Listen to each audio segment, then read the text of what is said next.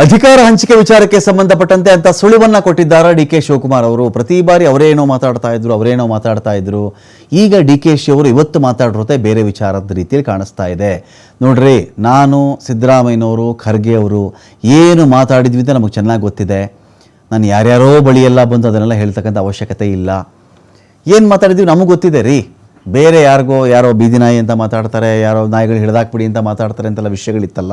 ಇದಕ್ಕೆ ಸಂಬಂಧಪಟ್ಟಂತೆ ನಾವಿಷ್ಟು ಜನ, ಖರ್ಗೆ ಅವರಾಗಲಿ, ನಾನಾಗಲಿ, ಸಿದ್ದರಾಮಯ್ಯನವರಾಗಲಿ ಕದ್ದು ಮುಚ್ಚಿ ಮಾತಾಡಿಲ್ಲ. ನಾವು ಸೂಕ್ತ ಸಮಯದಲ್ಲಿ ನಾವು ಏನು ಮಾತಾಡಿದ್ದೀವಿ ಅಂತ ಎಲ್ರಿಗೂ ಎಲ್ಲವೂ ಗೊತ್ತಾಗಲಿದೆ. ಇದನ್ನು ನಾನು ಹೇಳೋದು ಬೇಕಾಗಿಲ್ಲ, ಸಿದ್ದರಾಮಯ್ಯನವರೇ ಹೇಳ್ತಾರೆ, ನೋಡ್ತಾ ಇರಿ ನೀವು. ಸಿದ್ದರಾಮಯ್ಯನವರೇ ಹೇಳ್ತಾರೆ, ನಾನು ಹೇಳೋದು ಬೇಡ ಇದನ್ನು ಅಂತೇಳಿ ಡಿ.ಕೆ. ಶಿವಕುಮಾರ್ ಅವರು ಮಾರ್ಮಿಕವಾಗಿ ಮಾತಾಡಿದ್ದಾರೆ ಇವತ್ತು. ನಾನು ಮಹದೇವಪ್ಪಂಗೆ ಉತ್ತರ ಕೊಡೋಕ್ಕೆ ನಾನು ತಯಾರಿಲ್ಲ, ಯಾರಿಗೂ ಉತ್ತರ ಕೊಡೋಕ್ಕೆ ನಾನು ತಯಾರಿಲ್ಲ. ನಾನು ಹಿಂದೆ ಹೇಳಿದ್ದೀನಿ, ಇದು ನಮ್ಮ ನಾಯಕತ್ವದ ವಿಚಾರ. ಸಿದ್ದರಾಮಯ್ಯನವರು ಹೇಳಿದ್ದಾರೆ, ಖರ್ಗೆ ಸಾಹೇಬರು ಹೇಳಿದ್ದಾರೆ.